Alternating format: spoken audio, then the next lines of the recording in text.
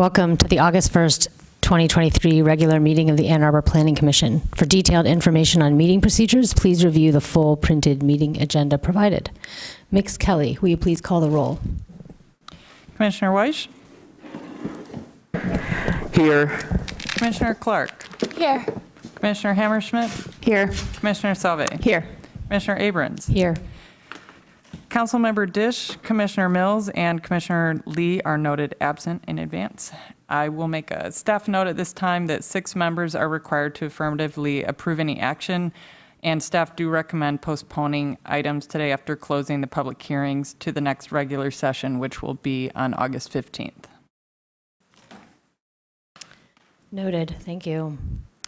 We're now on to approval of the agenda. May I have a motion to approve the agenda? Moved by Commissioner Weiss, seconded by Commissioner Sauvé. Is there any discussion on the agenda? Okay, all those in favor of the motion, please say aye. Aye. Any opposed? The motion carries. Item 4, minutes of the previous meeting. We have no minutes this evening forwarded for review. Moving on to item 5, reports to the Planning Commission and written communications. So Councilmember Dish isn't here, so it's noted that City Council hasn't met since our last convening. Reports from planning. Ms. Kelly, do you have anything to report? Just a note for the comprehensive plan that staff are in the process of scheduling interviews with other city staff and stakeholders for the final week of August. Is there an available overall schedule for the comprehensive plan process? Yeah, I can share that. I'll share that with the Planning Commission. That would be great. Thank you. Any other commission officers or committee liaisons have anything to report? I missed ORC, so yeah, Commissioner Sauvé. I can report on ORC. We met last week, the 25th of July, and we discussed the work program upcoming relative to things accomplished. Early discussion on drive-throughs, and there was some actually homework given out. So as a working commission, we're looking at some different examples from cities, and those are the 2 things that we're working towards. Great, thank you. And then written communications. There are written communications included in today's packet for review. Okay, we're on to item number 6, public comment. So this is an opportunity for persons to speak for up to 3 minutes about an issue that is not listed as a public hearing on this agenda. We'll first call on individuals present to address the commission, then remote participants. To speak during this public hearing remotely, press *9 if listening by phone, or use the raise hand feature if viewing through the web link. For phone access, call 877-853-5247 and enter meeting ID 977-6634-1226. City staff will select callers who've raised their hand using the last 3 digits of their phone number or by name if available for those accessing through the web link. You'll hear an automated announcement that the host is allowing you to speak. When speaking, please move to a quiet area, mute television or background sounds so we may hear you clearly. For either method of participation, please state your name and address at the beginning of your comments. Is there anyone present that would like to speak at this time?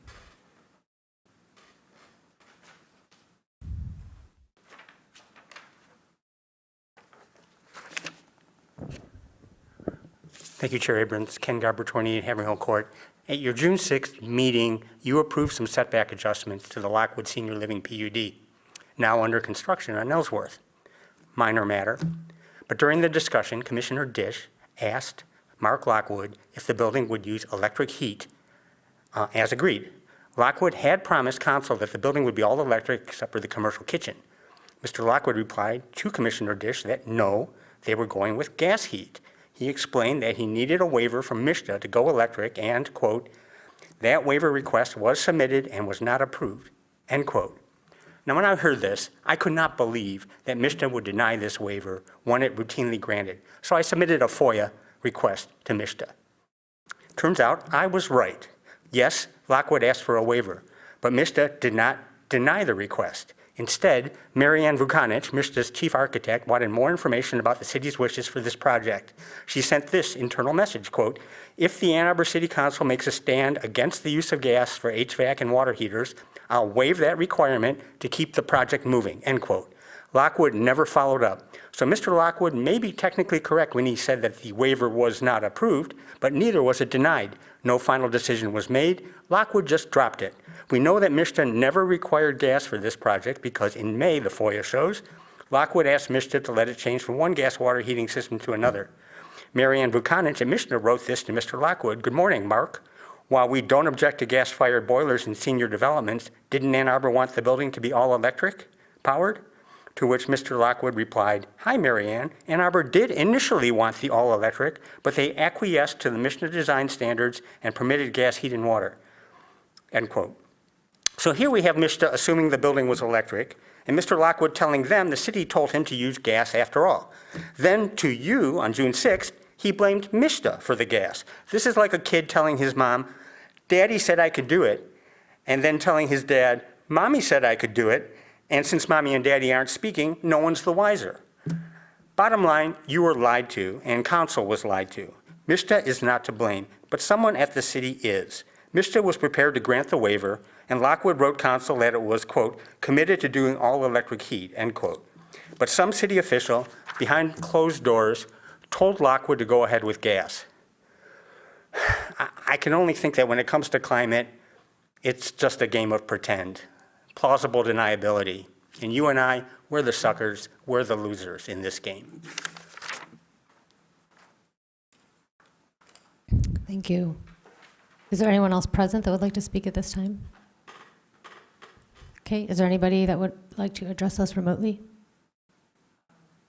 Actually, a hand was just raised, phone number ending in 465, you have permission to address the commission.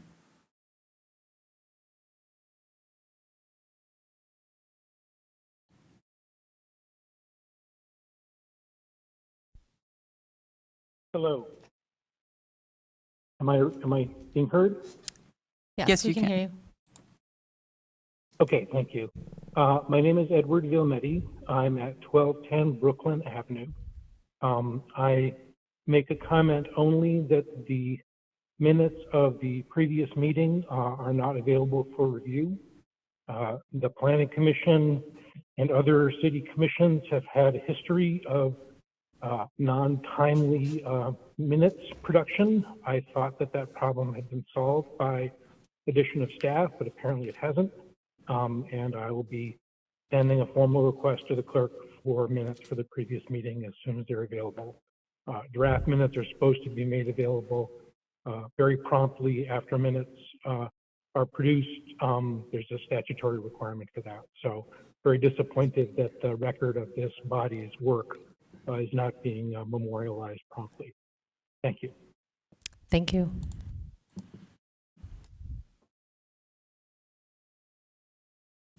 There are no other hands raised at this time. Thank you. We'll move on to item 7, public hearings for the next business meeting. A public hearing on the following items will be held at the Planning Commission meeting for Tuesday, August 15th, 2023 at 7 p.m. The first is 3680 Packard Road, which is Blossom Dental, for City Planning Commission approval. This is a proposed 13,273 square foot one-story dental office on a 1.21 acre vacant parcel, which is zoned office. A 29-car parking lot will also be constructed with shared access to the adjacent property. And the second hearing is for proposed amendments to front setback regulation in the TC1 zoning district to measure setbacks from curb edges instead of lot lines. Changes will affect Chapter 55 of the Unified Development Code, Section 5.16.3, use-specific standards for commercial uses, and may also affect 5.17.4 mixed-use zoning districts and proposed Section 5.17.7. Thank you. We're now on to item 9A, our first item of regular business. This is a petition for 2805 Burton Road, the Bright Dawn Village site plan amendment for Planning Commission approval. This is a proposal to reduce the size of the indoor gathering building by approximately 2,000 square feet, adjust sidewalks and utility leads.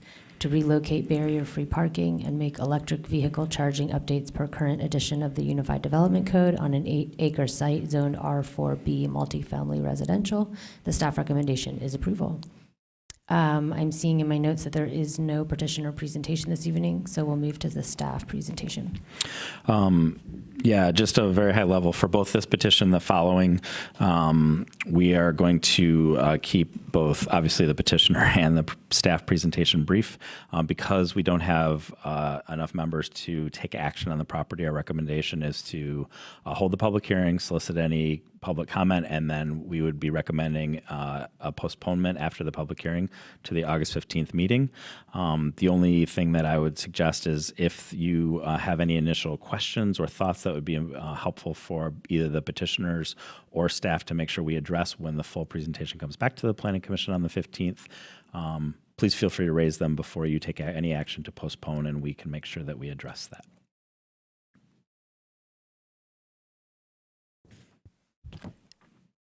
So does that mean there's Nope, no that's it. presentation of the Yep. project? Yep. Okay. Just that overview.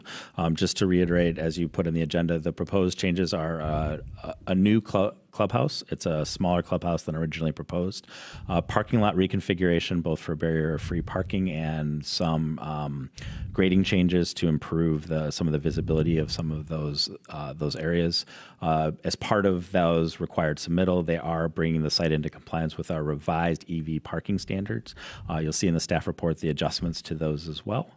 And it is a planning commission for site plan for planning commission approval with those changes. Thank you. Then we'll move now to the public hearing. An opportunity for persons to speak for up to 3 minutes about the proposed project on Burton Road. We'll first call on individuals present to address the commission, then remote participants. To speak during the public hearing remotely, press star 9 if by listening by phone, or use the raise hand feature if viewing through the web link. For phone access, call 877-853-5247 and enter meeting ID 977-6634-1226. City staff will select callers who've raised their hand using the last 3 digits of their phone number or by name if available for those accessing through the web link. You'll hear an automated announcement that the host is allowing you to speak. When speaking, please move to a quiet area and mute television or background sounds so we may hear you clearly. For either method of participation, please state your name and address at the beginning of your comments. Is there anybody present that would like to speak at this time?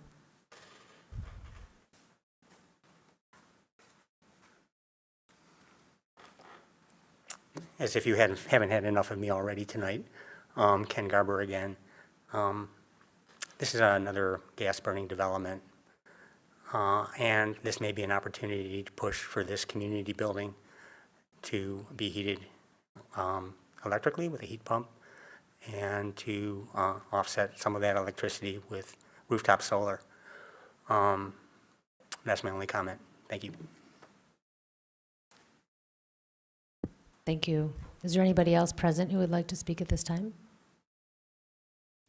Do you see anybody on the Zoom? Mix Kelly. No, there are no hands raised. All right, we will close the public hearing. So we're in discussion about a proposed motion, and the motion is to postpone to the August 15th Planning Commission meeting and place this item under unfinished business. Does anybody want to move for that? Moved by Commissioner Sauvé, seconded by Commissioner Weish. We're now in discussion.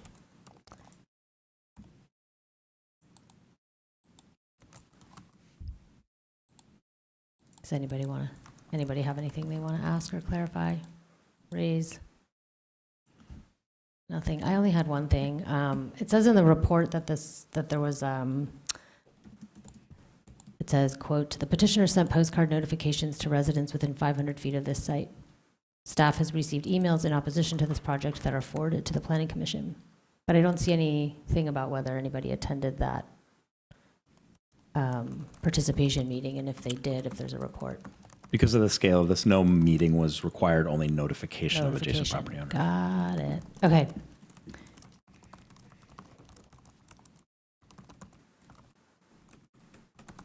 Any other questions or comments, Commissioner Hammerschmidt? Yeah, I guess for when they come back, I would just want to hear, although I won't be here, I would want to hear why they are reducing the size, and if there is a potential then, if it's a reduced size, to make the building fully electric and add solar in this new plan that they have.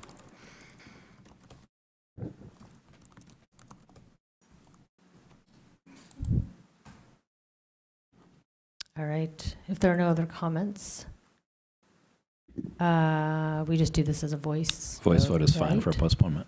Okay, so voice vote on the postponement. All in favor, say aye, or raise a hand. Aye. Any opposed? The motion carries.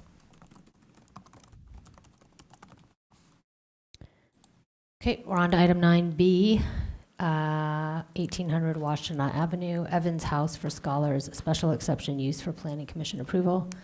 This is a request to increase the occupancy from 65 to 85. No proposed changes to the exterior of the house located on this 0.85 acre parcel, zoned R2B, two-family dwelling. The staff recommendation is approval.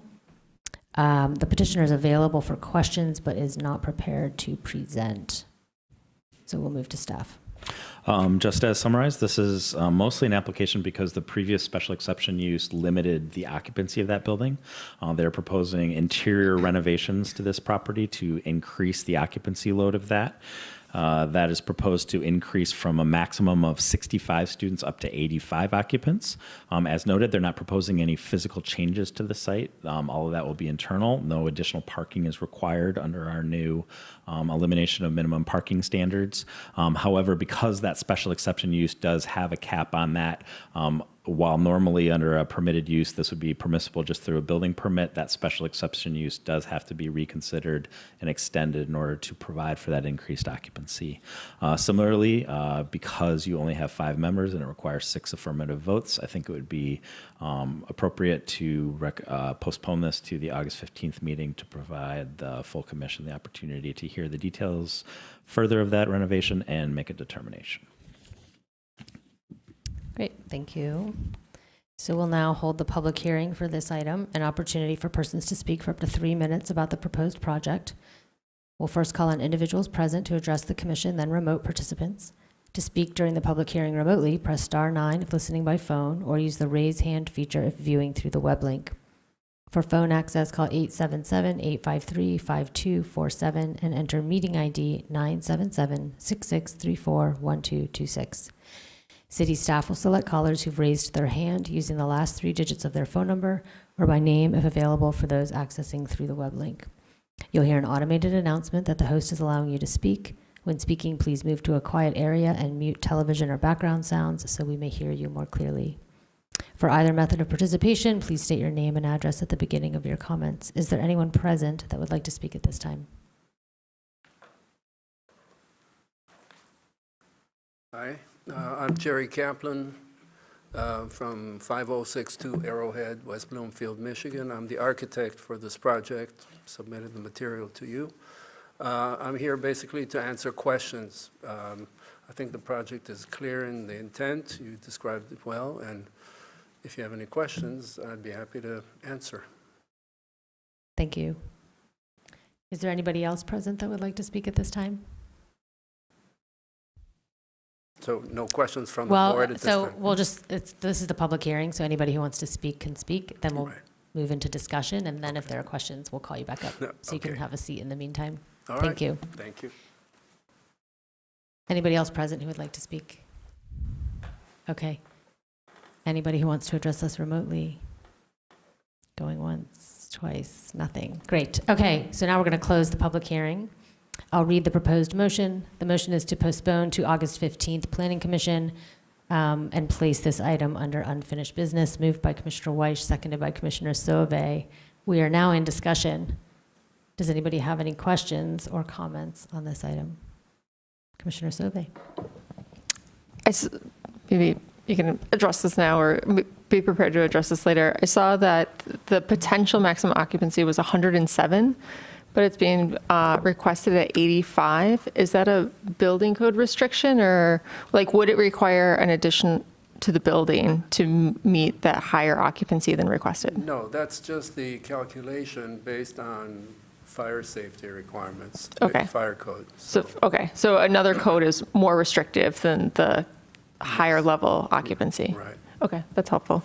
Thank you. Sure. Any other comments or questions? Commissioner Weiss?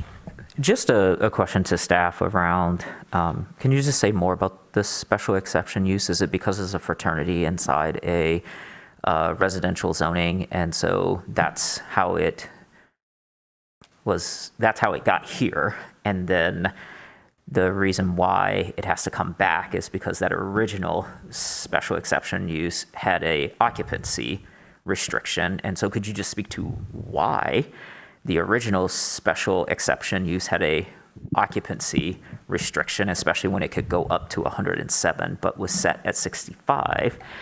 And if in 3 years, do they have to come back through this process to add another exception? So hopefully that was like 3 questions, sorry, but Yeah. I think you can grab Well, them. You're absolutely right. It is here. It was approved as a special exception because it is classified as a fraternity, sorority, or similar student housing arrangement. The ordinance actually requires, in the granting of a special exception use, the occupancy is capped. That is based on some requirements of a certain amount of lot area per occupant. And so that is that's a requirement of the issuance of a related special exception use. So in this case, that standard was made. If it were amended to 85 and they wanted to exceed that in the future, then yes, then they would have to amend that, or could consider asking for a higher level at this point to provide some more flexibility in that. Longer term, certainly the city could consider revising that language so it's not required. That would not automatically likely retroactively apply because special exception uses can have other conditions applied to them. But so I think that addresses all the question. If I missed anything, let me know. Thank you. On the drawing that we received in our packet, did I only count 16 beds, but we're talking about 20? Oh, okay. So I don't know, staff or the architect, what happened to where are the other 4 beds going? Well, there are no other 4 beds going at this time. It's a capacity possibility. So we're asking for 85, but you're only putting in 16. At this point, we're adding Okay. 16, correct. Okay. And we But just, then that gives you the ability to add them But if- later with no additional changes. exactly. Okay. And that meets the building code? I can't speak to that, but that's probably part of that difference right now that they're doing some programming based on building code requirements. And I'm grateful that, I don't know whether it's the petitioner staff had a conversation about building in some flexibility if those changes ever evolve, or in that case, if a site plan, if there was a desire to do an addition and it was still within that special exception use capacity, you might have the ability to do that without returning the special exception use as well. Okay. Okay. Those were my questions. Thank you. We can, I'll try to check with the building department and try to provide a more definitive response on that when it comes back on the 15th. Commissioner Sauvé? Maybe can I add to the staff request to understand the level of like addition that would not have to come back here? Okay. Right, because if they have to go through this process just to change the occupancy, it's one thing, but if they're doing it because they're doing a large enough addition that would go through the process, I just want to understand that tipping point to make sure to provide that flexibility. Sure. More beds.